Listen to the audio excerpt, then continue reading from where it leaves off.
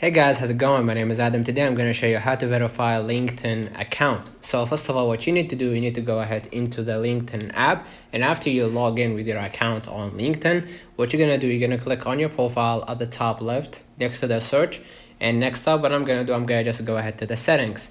In the settings, you're going to see, sign in security. So what I'm going to do, I'm going to just go ahead right here in the security, and what I'm going to do to verify that this is my account, I'm going to add first the phone number. So after you add the phone number, what you're going to do, you're going to add the another layer to secure your account, which is the two-step verification, which goes by setting up your own